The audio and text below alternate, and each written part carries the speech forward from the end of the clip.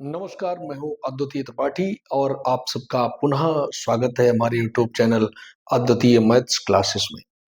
आज हम लोग देखेंगे इस वीडियो के अंतर्गत त्रिकोणमिति के कुछ अनुप्रयोग या इसी को हम कह सकते हैं ऊंचाई और दूरी। मतलब इसमें होता क्या है कि समकोण त्रिभुज दिया रहता है, उसमें एक भुजा दी हुई होगी और त्रिकोणमिति के जो अनुपात हैं, त्रिकोणमितीय अनुपातों के हिसाब से हम वहां पे अन्य जो भी पूछा जाता है वो निकाल लेते हैं। अब समकोण त्रिभुज डायरेक्ट नहीं दिया रहता है, अनुप्रयोग के रूप में मीनार दिया रहता है, मंदिर दिया रहता है कि एक मंदिर की ओर चलने पर, इतनी दूर चलने पर, ये इस टाइप के प्रश्न होते हैं। उनसे पहले हम लोग एक चीज जाने, उन्नयन कोण और अवनमन कोण क्या होते हैं। तो ये सब में आएगा, हर प्रश्न में लगभग पूछा जाएगा कि मीनार के आधार बिंदु से या किसी बिंदु से मीनार के शिखर का उन्नयन कोण 45 अंश है या 30 अंश है, इस प्रकार से, या किसी छत से मीनार के शिखर का उन्नयन कोण 45 अंश और उसके आधार का अवनमन कोण 30 अंश है, तो मीनार की ऊंचाई ज्ञात कीजिए जबकि छत तक की ऊंचाई दी हुई होती है। इस टाइप से अनेक प्रश्न होते हैं और अलग अलग तरह के होते हैं। तो सबसे पहले ये हम वहां पे चित्र अगर बना लेंगे, उसका फिगर बना लेंगे, तो हम आसानी से सवाल लग जाएगा। मूल चीज इसमें होती है कि उसका फिगर बन जाए, चित्र बन जाए। चित्र बनने के लिए हमको उन्नयन कोण और अवनमन कोण, ये आवश्यक जानकारी है और इसको जानना चाहिए। उन्नयन कोण क्या होता है और अवनमन कोण क्या होता है। तो उन्नयन कोण और अवनमन कोण क्या होता है ये देख लेते हैं। तो जैसे कि ये जो पड़ी हुई रेखा होती है, क्षैतिज रेखा होती है। क्या होती है? क्षैतिज रेखा। ये आप लोग भी जानते हैं, क्षैतिज, इसको हॉरिजॉन्टल लाइन कहते हैं। और क्षैतिज रेखा यानी जमीन में पड़ी हुई रेखा, इससे जो ऊपर की ओर, ऐसे जैसे हम ऊपर की ओर ऐसे देखने लगे, तो ऊपर की ओर जमीन से यानी क्षैतिज से कितना ऊपर की ओर देख रहे हैं, ये कोण बनता है। इस कोण को कहते हैं उन्नयन कोण। कौन सा कोण कहते हैं? उन्नयन कोण। ये होता है उन्नयन कोण। मान लीजिए ये थीटा है तो ये उन्नयन कोण होता है। ये नीचे से ऊपर देख रहे हैं, ये कही जाती है दृष्टि रेखा। दृष्टि रेखा, समझ रहे होंगे। नीचे से ऊपर की ओर जो कोण बनता है उसको हम उन्नयन, उन्नयन माने आंखें ऐसे भी मान सकते हैं कि उन्नयन, ऊपर की ओर हम देख रहे हैं तो ऊपर की ओर उन्नयन कोण। और जब नीचे की ओर कहीं पर देखेंगे तो वो भी बनेगा क्षैतिज से ही। जैसे यहां पर कोई व्यक्ति खड़ा है और इसको देख रहा है, तो यहां पर जो कोण बन रहा है वो बनेगा, सामने पहले देखेगा, सामने से वो नीचे देखेगा, ऐसे, ये इस प्रकार से ये कोण बनेगा। ये मान लीजिए थीटा, ये अवनमन कोण होता है। ये कौन सा कोण होता है? अवनमन। ये अवनमन कोण होता है और ये उन्नयन कोण होता है। ठीक है। नीचे से ऊपर जब देखते हैं तो वो उन्नयन कोण होता है, ऊपर से नीचे देखते हैं उसको अवनमन कोण कहते हैं। ये आप लोग इससे परिचित होंगे। उसी में प्रश्न है कुछ त्रिकोणमिति के कुछ अनुप्रयोग, और ये चैप्टर नंबर 9 है। और उसी में एक प्रश्नावली है 9.1, जो बुक है कक्षा 10 में एनसीईआरटी की, उसी के अनुसार हम लोग देख लेते हैं। तो आप लोग उन्नयन कोण अवनमन कोण से अब परिचित हो चुके होंगे। नीचे से ऊपर देखेंगे तो उन्नयन कोण, ऊपर से नीचे देखेंगे अवनमन कोण। एक चीज और देख लीजिए कि जैसे ये बनता है नीचे से ऊपर, ये उन्नयन, और ऊपर से नीचे जो बनता है इस प्रकार से अवनमन कोण। ये कोण मान लीजिए अगर थीटा बनता है तो ये नीचे से भी ये थीटा ही होता है। क्यों? क्योंकि ये एकांतर कोण होते हैं और एकांतर कोण परस्पर बराबर होते हैं। ये और ये आपस में क्या हो जाएंगे? बराबर हो जाएंगे। ये थीटा है तो ये भी थीटा। कहीं पर भी दो समांतर रेखाओं को कोई तिर्यक रेखा काटती है तो उनसे बने हुए एकांतर कोण क्या होते हैं? बराबर होते हैं। इनको एकांतर कहते हैं कि जैसे ये इधर और इसके साथ में ये कोण बनेंगे तो ये एकांतर कोण कहलाते हैं और ये आपस में बराबर होते हैं। अभी आप लोग इतना जानिए, और जब कोणों के बारे में विस्तृत बताएंगे, एकांतर, शीर्षाभिमुख, संलग्न, ये तमाम प्रकार के कोण होते हैं, उनको हम एक अगले वीडियो या अलग वीडियो में बताएंगे। फिलहाल आप ये जान लीजिए कि उन्नयन कोण अवनमन कोण के बराबर ही होता है। नीचे से उन्नयन कोण बनेगा, ऊपर से अवनमन बनेगा, तो दोनों बराबर होंगे। जैसे एक बार और देख लीजिए, जैसे यहां से कोई ऊपर देख रहा है, ये मान लीजिए छत है, और यहां से कोई नीचे देख रहा है, तो नीचे इधर से इधर पहले ये सामने क्षैतिज रेखा हो जाएगी, इधर से वो नीचे देखेगा, झुकेगा, नीचे की ओर देखेगा, ये जो कोण बनेगा वो इसके बराबर होगा। नीचे से ऊपर देखेंगे, ऊपर से नीचे, ऊपर भी जो कोण बनेगा वो क्षैतिज से ही बनेगा। क्षैतिज यानी सामने पहले देखेंगे और सामने से कितना नीचे देख रहा है, वो कोण होता है, वो अवनमन कोण होता है। ये वाला कोण होता है अवनमन, अवनमन कोण, और ये वाला कोण होता है उन्नयन कोण। तो नीचे से ऊपर देख रहा है, ऊपर से नीचे देख रहा है, ये कोण आपस में यहाँ पे ये बराबर हो जाएगा। समझ गए कि नहीं? अवनमन कोण भी वो नीचे से ही वहां पे इसके बराबर ही होगा। अब हम प्रश्न देख लेते हैं। प्रश्न क्या है? पहला प्रश्न इसमें लिखा है प्रश्नावली 9.1, प्रश्नावली 9.1, इसको हम लोग देखते हैं। सर्कस का एक कलाकार, देखिए यहाँ पे प्रश्न लिखा है सर्कस का एक कलाकार, सर्कस का एक कलाकार एक 20 मीटर लंबी डोर पर चढ़ रहा है, पर चढ़ रहा है। कहाँ चढ़ रहा है? एक 20 मीटर लंबी डोर पर चढ़ रहा है, जो अच्छी तरह से तनी हुई है, जो अच्छी तरह से तनी हुई है। इसका मतलब क्या हुआ? जो अच्छी तरह से तनी हुई है का मतलब है कि वो उसमें झोल नहीं है, एकदम से टाइट है, पूरी तरह से एकदम सीधी रेखा बन रही है, नहीं कि वो लूज है, ये समझ नहीं। और भूमि पर सीधे लगे खंबे, और भूमि पर सीधे लगे खंभे के शिखर,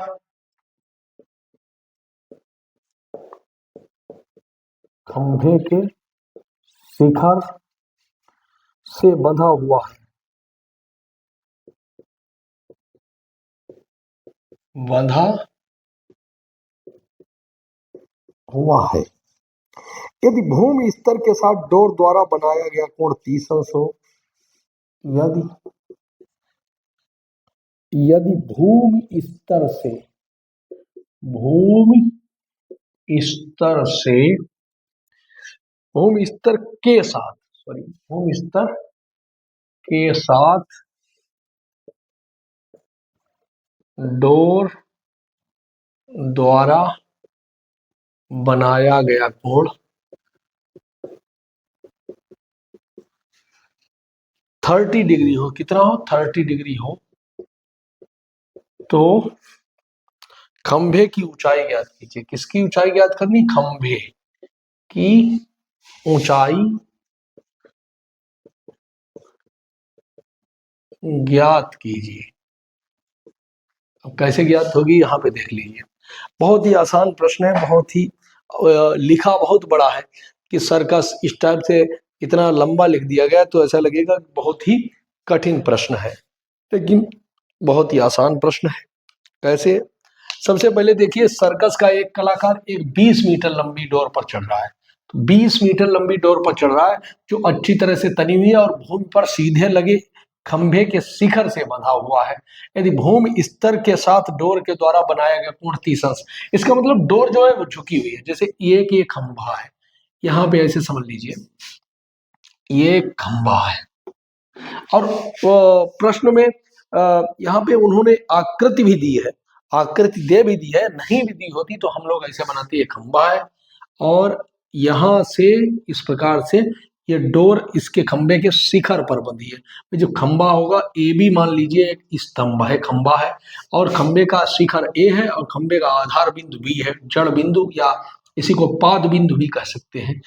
ये ए और ये बी, और यहाँ एक बिंदु है, इस यहाँ बिंदु सी है मान लीजिए, यहाँ पर क्या है, रस्सी बंधी हुई है इस प्रकार से, और ये टेंसाइल है, पूरी तरह से तनी हुई है, टेंशन में है, और इस पर एक व्यक्ति ऐसे चढ़ रहा है, और चढ़ते चढ़ते कहाँ तक जाएगा ये नहीं पता है, और ये है कितनी, 20 मीटर है। कितनी दूरी है ये, 20 मीटर है यहाँ से यहाँ तक, यही तो है, देखिए 20 मीटर है। और यदि भूमि के स्तर के साथ डोर द्वारा बनाया गया कोण, बनाया गया यहाँ पे कोण, ये जो डोर है इसके द्वारा भूमि स्तर से ये कोण कितना है, 30 डिग्री है, 30 अंश है। तो खंभे की ऊंचाई अर्थात ये ए बी पूछा गया है, ए बी पूछा गया है। हमको ये भुजा पता है ए सी, अर्थात ये कर्ण पता है, ये 90, ये आप एज्यूम करके चलेंगे कि कहीं पर भी खंभा गड़ा होगा, कहीं पर मीनार होगी, मकान होगा, तो वो सब 90 डिग्री पर ही होगा, जब तक कि कहा ना जाए। जब स्पेशल अगर कह दिया जाए कि इतना झुका हुआ है 30 अंश पे या कुछ झुका, तब तो मानेंगे, नहीं तो हम 90 डिग्री ही मान के चलेंगे कि वो आधार के साथ में भी 36 से 90 अंश पर ही है, जमीन के साथ में वो 90 डिग्री का ही कोण बना रहा है, ये एज्यूम करके चलेंगे प्रत्येक प्रश्न में। ये अगर किसी विशेष प्रश्न में कह दिया जाए कि इतना है तब तो अलग बात है, लेकिन ऐसे जनरल जो भी क्वेश्चन होंगे उनमें सबको हम 90 डिग्री मानेंगे, अर्थात ये खंभा पूरा सीधा है, जमीन से 90 अंश का कोण बना रहा है। अच्छा, इसमें एक कर्ण दिया गया है और पूछा गया है लंब, इस कोण के लिए ही तो लंब होगा, 30 अंश यहाँ पे है तो इसके लिए लंब हो जाएगा। लंब और कर्ण का कौन सा त्रिकोणमितीय अनुपात होता है वो हम लगा देंगे इसमें। भाई आप लोग जानते हैं लंब और कर्ण में या तो साइन लगाएं या कोसेक लगाएं, चाहे कोसेक लगा दें या साइन लगा दें, तो हम यहाँ पे साइन लगा सकते हैं। हम लिखेंगे समकोण त्रिभुज, इसका ये हल कर रहे हैं, हल इस प्रकार से होगा, समकोण त्रिभुज ए बी सी में साइन, अब ये त्रिभुज ही तो बना है, साइन थीटा की जगह 30 अंश, sine 30 is equal to A B, sine theta होता है लंब बटे कर्ण, यानी ए बी बटे ए सी। या साइन 30 का मान आप लोग जानते, अगर हम इसको ए बी रहने दीजिए या इसको एच मान लीजिए, माना उसकी ऊंचाई एच है, या ए बी ही रहने दीजिए, कोई दिक्कत नहीं। तो साइन 30 का मान क्या है बताइए, साइन 30 का मान होता है 1/2, कितना होता है, 1/2, और ए बी हमें पता नहीं है, ए सी पता है 20 है, कितना है, 20 है, तो ए बी बराबर क्या हो जाएगा, देखिए ए बी बराबर हो जाएगा 20 × 20/2, तो हम लिख सकते हैं ए बी बराबर 20/2, और ये कट के कितना आ जाएगा, 10, अर्थात ए बी बराबर, चूंकि ये मीटर में है तो ए बी भी मीटर में आ जाएगी 10 मीटर, खंबा कितना होगा, 10 मीटर आ जाएगा, तो खंबे की ऊंचाई हो जाएगी 10 मीटर, और यही इसका उत्तर हो जाएगा। तो सवाल लिखा बहुत बड़ा बड़ा लिखा गया है, और उसका जो हल है वो बड़ा ही छोटा है, तो इसको देख के डरने की आवश्यकता नहीं है, बड़ा ही आसान प्रश्न यहाँ पे होते हैं। तो ये पहला प्रश्न हो गया, अब हम इसको मिटा देते हैं। आगे के प्रश्न अब हम लोग देखेंगे, इसके बाद में दूसरा प्रश्न क्या है इसी प्रश्नावली का, 9.1। 9.1 में एक ही प्रश्नावली है 9.1, तो चाहे 9.1 कहें या 9 कहें, क्योंकि 9.2 तो है ही नहीं। दूसरा प्रश्न क्या है देख लेते हैं। आंधी आने से एक पेड़ टूट जाता है, पहले प्रश्न को पूरा पढ़ते हैं। आंधी आने से एक पेड़ टूट जाता है और टूटा हुआ भाग इस तरह मुड़ जाता है कि पेड़ का शिखर जमीन को छूने लगता है और इसके साथ 30 डिग्री का कोण बनाता है। पेड़ के पाद बिंदु की दूरी जहां पेड़ का शिखर जमीन को छूता है 8 मीटर है। पेड़ की ऊंचाई ज्ञात कीजिए। सबसे पहले तो आप लोग प्रश्न को पढ़ें धीरे धीरे और उसका जो चित्र है वो बनाना सीखें कि चित्र कैसे बनेगा। तो जो जो प्रक्रिया उसमें बताई जा रही है वैसे ही हम करते चले जाएंगे तो चित्र आसानी से बन जाएगा। जैसे एक पेड़ है, पहले तो हम ये समझिए कि एक पेड़ है पूरा, यहाँ इस प्रकार से पेड़ है, जो भी है ये पेड़ है। अब ये क्या होता है, आंधी चली तो ये यहां से मान लीजिए टूट गया, यहां कहीं से टूट गया, चलिए यहां से टूटकर, और जब ये टूटेगा तो ऐसे ही एकदम से ये गिर जाएगा, अर्थात इसका ये टॉप वाला पॉइंट बिंदु है, ये क्या होता है नीचे आ जाता है, ऐसे झुक जाता है। जैसे ये गिरेगा, ये जमीन पे गिर गया तो ये वाला बिंदु क्या हो गया, ऐसे गिरते गिरते ये आ गया यहाँ पे, हो गया कि नहीं, ये समझिए। और ये ऐसे, तो ऊपर वाला ये सिरा नीचे आ गया, नीचे मिल जाएगा, इसे आंधी में भरभरा के एकदम से गिर गया। ये है, आंधी चली तो ये वाला ऐसे यहाँ से बीच से टूट गया, और जहां से टूटा वहां से हमने इसको मिला दिया। मान लीजिए ये बिंदु यहाँ से टूटा है। पूरा पेड़ पहले था पी क्यू मान लीजिए, या ए बी, कुछ भी मान लीजिए ए बी पेड़ है। अब बिंदु सी से टूटकर अब यहाँ पर डी बिंदु पर मिल जाता है आगे। समझ रहे हैं कि नहीं? तो पूरा अब हम प्रश्न नहीं लिखेंगे, क्योंकि प्रश्न आप लोग देख भी सकते हैं अपनी किताब में, पूरा प्रश्न हमने पढ़ भी दिया है। प्रश्न लिखने में समय भी ज्यादा लगता है, और यहाँ पे हम प्रश्न को पढ़ चुके हैं और उसी के अनुसार हल कर लेते हैं। आंधी आने से एक पेड़ टूट जाता है, और टूटा हुआ इस तरह मुड़ जाता है कि पेड़ का शिखर जमीन को छूने लगता है, और इसके साथ 30 डिग्री का कोण बनाता है। तो ये जमीन के साथ में कोण कितना बनाने लगता है? 30 डिग्री। ये 30 अंश है, ये ध्यान रखिए, कितना है? 30 अंश का कोण बनाता है। फिर क्या है? पेड़ के पाद बिंदु की दूरी, जहां पेड़ का शिखर जमीन को छूता है, मतलब यहां से ये दूरी दी गई है भाई, शिखर जमीन को छूता है। पेड़ का पाद बिंदु, पाद बिंदु यही तो है ये, और शिखर जमीन को छूता है, तो ये दूरी दी गई है, कितनी दी गई है? जहां 8 मीटर, ये दी गई है 8 मीटर, यहां से यहां तक की दूरी 8 मीटर है। पेड़ की ऊंचाई ज्ञात करनी है। पेड़ की ऊंचाई का मतलब है ए बी ज्ञात करना है, ए बी ज्ञात करना है। पेड़ की ऊंचाई, पेड़ की ऊंचाई ज्ञात करनी है, ज्ञात करनी है, यही तो ज्ञात करना है। अच्छा, पेड़ की ऊंचाई है कितनी? पेड़ की ऊंचाई बराबर है ए बी, ए बी। तो ए बी बराबर किसके है? ए बी जो बराबर होगा वो ए सी प्लस सी बी के होगा, ए सी प्लस सी बी के होगा। अच्छा, ए सी बराबर होगा डी सी के, क्यों? क्योंकि यही भाग तो जो गिरा है यहाँ पे आ गया। यहाँ दिखने में हो सकता है थोड़ा बड़ा लग रहा हो, लेकिन ए सी जो है वो सी डी के बराबर ही तो है। ये भाग जो था वही भाग ऐसे मुड़ के आ गया है, तो या ए बी बराबर हम कह सकते हैं D C plus B C, D C plus B C या सी बी। तो पेड़ की ऊंचाई हो जाएगी D C plus C B, मतलब ये और ये अगर जुड़ के ये पता लग जाए और ये पता लग जाए, आपस में जोड़ दीजिए तो पेड़ की ऊंचाई पता लग जाएगी। तो उसी प्रकार से हम चलते हैं, हमको ये पता है, ये निकाल लेंगे, ये कैसे निकलेगा? अच्छा, अब ये समझिए एक समकोण त्रिभुज है, ऊपर से अभी कोई मतलब नहीं। समकोण त्रिभुज में आधार पता है, लंब निकालने के लिए क्या करते हैं? जब आधार पता होता तो लंब निकालने के लिए करते हैं चाहे tan लगा दें या cot, क्योंकि लंब बटे आधार होता है tan थीटा, या आधार बटे लंब होता है cot थीटा। तो लंब और आधार में जो रेशियो का जो संबंध होता है वो tan और cot का आपस में होता है, तो चाहे tan लगा दें चाहे cot लगा दें, तो उससे क्या होगा? ये वाली भुजा हमको प्राप्त हो जाएगी, अज्ञात भुजा यानी BC। अब जब ये प्राप्त हो जाएगी तब हम क्या कर सकते हैं? चाहे तो साइन लगा दें, क्योंकि लंब प्राप्त हो जाएगा, लंब और कर्ण, या हम उसको छोड़ दें, कास लगा दें, आधार और कर्ण। ये आधार है और ये कर्ण प्राप्त होना है, तो इसको करने के लिए, इसको निकालने के लिए हम कास लगा सकते हैं।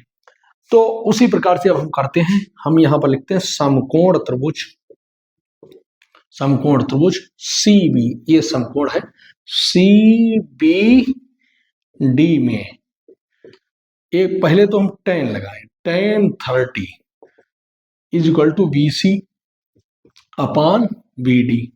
क्यों? लंब बटे आधार, tan थीटा बराबर, और इस कोण के लिए यही बी सी लंब हो जाएगा, आधार डी बी होगा। कहीं पर भी समकोण त्रिभुज बनता है, इससे पहले वाले अगर वीडियो आप हमारे देखे होंगे आप लोगों ने, तो उसमें ये आप लोग जानते होंगे कौन सी भुजा लंब होती है और कौन सा आधार होती है। कहीं पर भी इस प्रकार से अगर कोण यहाँ पर ये थीटा है तो इसके लिए ये लंब हो जाता है और ये आधार हो जाता है। ये नहीं कि ये हमेशा लंब रहेगा, अगर कोण यहाँ पर रहेगा तब ये वाली भुजा लंब हो जाएगी, ये लंब हो जाएगी और ये आधार हो जाएगी। समझ रहे हैं आप लोग? तो हम यहाँ पर देख रहे हैं tan 30 equal to B C upon B D, B C अर्थात लंब और बी डी ये आधार है। तो tan 30 का मान सभी लोग जानते हैं 1/√3, tan 30 का मान 1/√3 और BC का मान हमको पता नहीं है तो BC ही रहने दीजिए, और BD का मान है 8। तो BC इज इक्वल टू कितना हो गया, BC इज इक्वल टू हो गया 8/√3। ये आ गया है BC का, ये मीटर में समझिए। अब पुनः समकोण त्रिभुज, वही वाला समकोण त्रिभुज CBD में अब की लगाएंगे cos 30, cos 30 बराबर cos थीटा बराबर आधार बटे कर्ण होता है, तो हो जाएगा BD/DC या CD। cos 30 का मान होता है √3/2, जानते होंगे आप। BD का मान कितना है 8, CD का मान हमको पता नहीं है, तो CD बराबर क्या हो जाएगा, CD इधर आया CD, और 2 8 16/√3, ये हो गया CD। तो BC इतना है, CD इतना है, समझ गए। तो पेड़ की ऊंचाई AB कितना हो जाएगा, AB बराबर है DC प्लस CB, या DC को ही CD लिख सकते हैं, CD प्लस BC। तो AB बराबर हो जाएगा, CD जो निकला है 16/√3, और ये निकला था 8/√3, जोड़ दीजिए तो AB बराबर हो गया, हर बराबर है तो अंश जुड़ जाएगा, तो ये हो जाएगा 24/√3। और इस प्रकार से जब आता है तो हर का परिमेयीकरण कर देते हैं, अंश बाहर में जो होता है, हर अपरिमेय संख्या जैसे √3 है तो √3 से ऊपर नीचे गुणा कर दिया, तो बराबर कितना हो गया, यहाँ पे देख लीजिए, ये AB बराबर चल रहा है, तो 24/√3 बटे में √3 का गुणा 3 हो गया, कितना हो गया 3, 3 8 24। AB बराबर निकल के आया 8/√3। AB बराबर कितना निकल के आया, 8/√3। ये हो गया है AB, समझ रहे हैं कि नहीं, ये हो गया 8/√3। 16/√3 और 8/√3 आपस में जुड़ गए, तो 8/√3, ये AB का मान निकल गया है। किसका निकला, AB, अर्थात पेड़ की ऊंचाई 8/√3 मीटर। और कहीं कहीं पे अगर √3 का मान रखने को हो तो चाहे यहीं पे छोड़ दीजिए, और संभवतः यही उत्तर आ रहा होगा, अगर नहीं आ रहा होगा तो AB बराबर 8/√3 का मान 1.732, ऐसे करके आप हल कर लीजिएगा, जो भी गुण आएगा वो मीटर में आ जाएगा। ये दूसरा प्रश्न यहाँ पे हल हो जाता है। इस प्रकार से ये 2 प्रश्न हो गए प्रश्नावली 9.1 के, आप लोग समझ गए होंगे इसे भी। अब हम इसको मिटा देते हैं। अगला प्रश्न देख लेते हैं। अगला प्रश्न है इसी में तीसरा, एक ठेकेदार बच्चों को खेलने के लिए एक पार्क में 2 फिसलन पट्टी लगाना चाहता है, ये चाहती है इसमें लिखा है। 5 वर्ष से कम उम्र के बच्चों के लिए वो एक ऐसी फिसलन पट्टी लगाना चाहती है जिसका शिखर 1.5 मीटर की ऊंचाई पर हो और भूमि के साथ 30 अंश का कोण पर झुका हुआ हो, जबकि इससे अधिक उम्र के बच्चों के लिए वो 3 मीटर की ऊंचाई पर एक अधिक ढाल की फिसलन पट्टी लगाना चाहती है जो भूमि के साथ 60 अंश का कोण बनाती हो। प्रत्येक स्थिति में फिसलन पट्टी की लंबाई क्या होनी चाहिए। 2 फिसलन पट्टी, यहाँ पे फिसलन पट्टी आप लोग जानते होंगे कि इस प्रकार से ये लगाई जाती है, ये सर यहाँ से बच्चा इसके ऊपर चढ़ के जाता है, इधर से फिसलता है, तो इसी को फिसलन पट्टी कहते हैं। मान लीजिए पहली फिसलन पट्टी है ABC, और वहां पे ये है 5 वर्ष से कम उम्र के बच्चों के लिए जिसका शिखर 1.5 मीटर की ऊंचाई पर है। ये 1.5 मीटर जमीन के साथ में कितना है, 1.5 मीटर यहाँ से यहाँ तक, अर्थात AB है 1.5 मीटर। आगे है 1.5 मीटर की ऊंचाई पर हो और भूमि के साथ 30 डिग्री का कोण बना रहा है। ये कोण कितना है, 30 डिग्री, 30 अंश का कोण पर झुका, जबकि इससे अधिक हो, अच्छा ज्यादा उम्र के बच्चे होंगे वो झुकाव ज्यादा होगा, जैसे ये झुकाव कम है धीरे धीरे ऐसे सरकेंगे, और ये कहे दूसरे में क्या है कि झुकाव उन्होंने कम कर दिया, सॉरी बढ़ा दिया, झुकाव ज्यादा कर दिया है, तो ये क्या होगा, एकदम से फिसलेंगे। बड़े बच्चे होंगे तो जल्दी फिसलेंगे, और यहाँ पे धीरे धीरे फिसलेंगे, छोटे वाले की चोट न लग जाए इसलिए। तो ये मान लीजिए PQ और ये R है, और यहाँ पे इन्होंने क्या दिया गया है, यहाँ पे दिया है 3 मीटर की ऊंचाई, ये PQA है 3 मीटर। अब कि इन्होंने ये इस वाले में 3 मीटर दी है और यहाँ पे कोण जो है जो भूमि के साथ 60 अंश का कोण बनाती है, ये कोण कितना दे दिया 60 अंश। तो प्रत्येक दशा में फिसलन पट्टी अर्थात इसकी और इसकी लंबाई निकालिए, अर्थात AC और पी आर की लंबाई निकालनी है दोनों में। तो अलग अलग निकाल दीजिए। पहले हम इसी को देख लेते हैं, समकोण त्रिभुज PQR में। अब इसमें देखिए ये इस कोण के लिए लंब दिया है, कर्ण निकालना, साइन लगा दे, साइन 60, साइन थीटा बराबर लंब अर्थात PQ अपान PR। हमको निकालना है PR, तो साइन 60 का मान रख दीजिए √3/2, √3/2 साइन 60 का मान। PQ है 3, PR हमको ज्ञात करना है। तो PR कैसे होगा, तो PR को इधर ले आए तो PR बराबर क्या हो गया, 3 दूनी 6/√3। हर का परिमेयकरण उसी प्रकार से कर दीजिए, तो कितना हो जाएगा बराबर 6√3/3। इससे काट दीजिए 2, बराबर आ गया 2√3 मीटर। √3 का मान रख दीजिए। अब उत्तर अगर √3 के पदों में ना आ रहा हो तो √3 का मान 1.732 रख दीजिए, और नहीं तो इतना ही छोड़ दीजिए। पुनः दूसरे इस वाले त्रिभुज में, अर्थात ये इसमें फिसलन पट्टी 5 साल से ऊपर के बच्चे हैं उनके लिए फिसलन पट्टी की ये लंबाई हो जाएगी 2√3 मीटर, पूरा लिख लीजिएगा।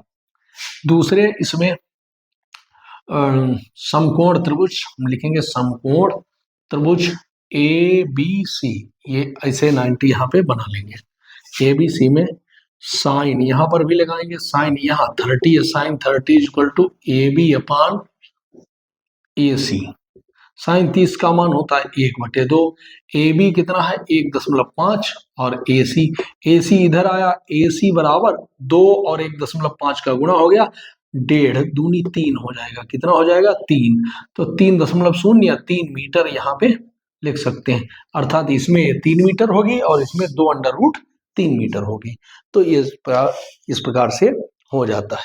आप लोग समझ गए होंगे, ये 2 फिसलन पट्टी बनाई गई है, 5 साल से कम उम्र के बच्चों के लिए, ये 5 साल से ज्यादा उम्र के बच्चों के लिए है। तो ये प्रश्न हमारा हो जाता है, प्रश्न नंबर 3 भी हो जाता है इसी प्रकार से। अब हम चौथा प्रश्न देख लेते हैं, इसको मिटा देते हैं। ये क्वेश्चन नंबर था 3।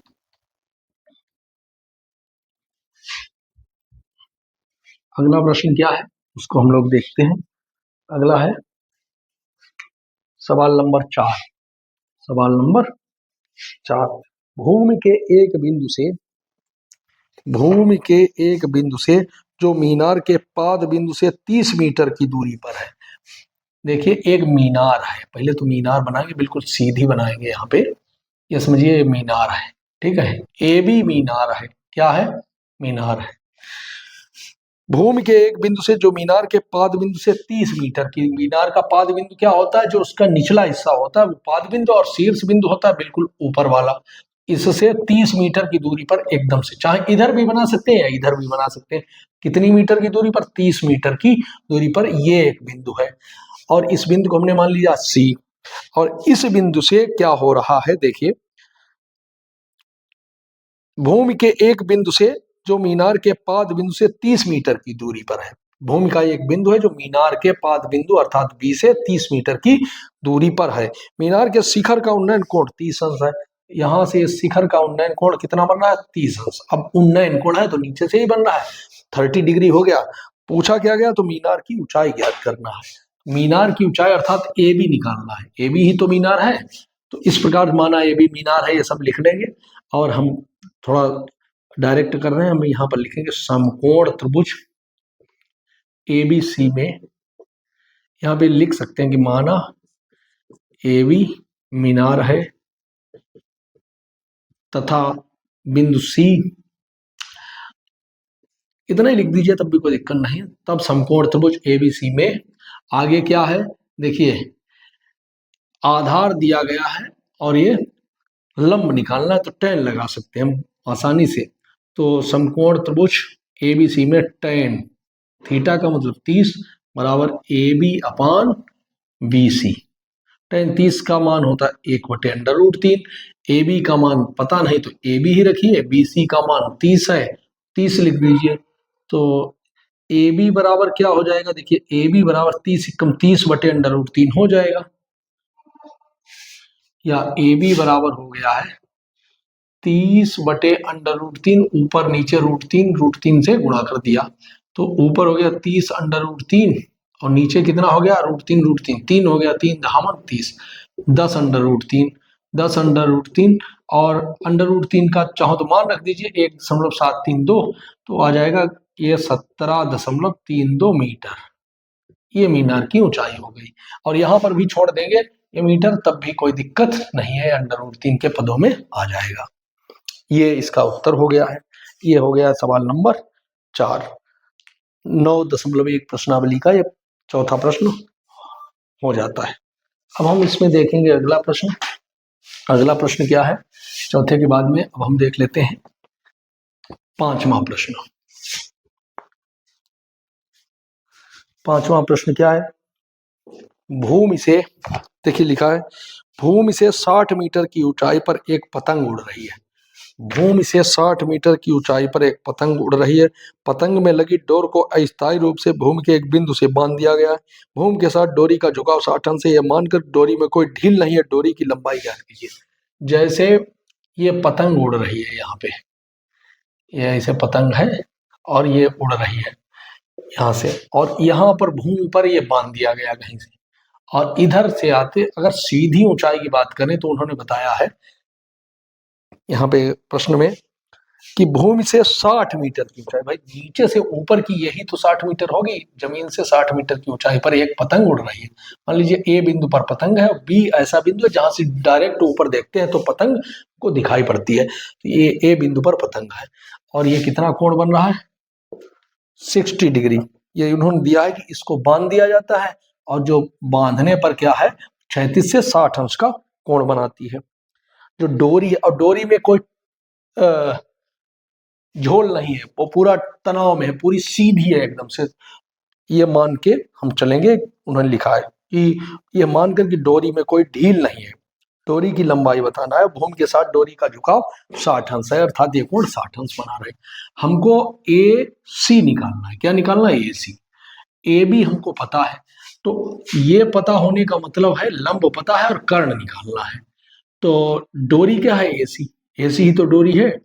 तो हम इस प्रकार से लिख लेंगे, समकोण त्रिभुज ए बी सी में 90 है, ए बी सी में अब क्या लगा दें, लंब पता कर्ण निकालना, साइन लगा दीजिए, साइन 60 बराबर लंब अर्थात ए बी बटे ए सी। साइन 60 का मान सभी लोग जानते हैं √3/2 is equal to A B अर्थात 60 और ए सी पता नहीं है, तो ए सी को इधर लाए, ए सी बराबर क्या हो गया, ए सी यहाँ आ गया, 2 इधर चला गया, 60 दूनी 120 हो गया, √3 नीचे चला गया, ए सी बराबर हो गया 120 बटे √3, ऊपर नीचे √3 से हमने गुणा कर लिया, तो ए सी बराबर हो गया 120 √3 बटे 3, 3 से काट दीजिए, 3 चौक 12 यानी 40, ए सी बराबर हो गया 40 √3 मीटर। अगर ये उत्तर ना रहा तो √3 का मान रख लीजिए, √3 का मान क्या हो जाएगा 40 गुणे 1.732, कहीं पे 2 स्थान तक ही रखते हैं तो 1.73 ही रखते हैं, या 2 भी रख दीजिए, तो उसका गुणा कर लीजिए, इनका गुणा कर लेंगे तो जो भी उत्तर आएगा, जैसे गुणा करने पर कितना आ जाएगा देख लीजिए, 4 दूनी 8, 4 तियां 12, 4 सते 28 और 1 29, 4 इक्कन 4 और 2 6, 4 दूनी 8, 4 तियां 12, 4 सते 28 और 1 29, 4 इक्कन 4 2 6, और ये हो जाएगा इस प्रकार से, दशमलव यहाँ पे लग जाएगा, यहाँ पे अगर हल करेंगे देखिए दशमलव एक जीरो की वजह से 0.2 अंक रह जाएगा, क्योंकि इसमें जीरो भी तो बढ़ेगा, तो 0.3 अंक 1 2 3 इतने मीटर आ जाएगा। अगर ये पूरा पूरा निकालेंगे तो ये इतना आ जाएगा, नहीं तो AC बराबर 40 √3 मीटर ये आ जाएगा। तो इस प्रकार से ये हमारे 5 प्रश्न हो गए इसमें। प्रश्नावली 9.1 में, और ये 5 प्रश्न हम लोग अ, देख चुके हैं। अगले जो प्रश्न हैं वो हम देखेंगे अगले वीडियो में, और इसी प्रकार से धीरे-धीरे ये इसमें संभवतः 3 वीडियो को हम इसमें बनाएंगे। इसमें 3 वीडियो बनाएंगे, प्रश्नावली है 9.1। तो अब हम मिलते हैं अगले वीडियो में, तब तक के लिए नमस्कार, जय हिंद।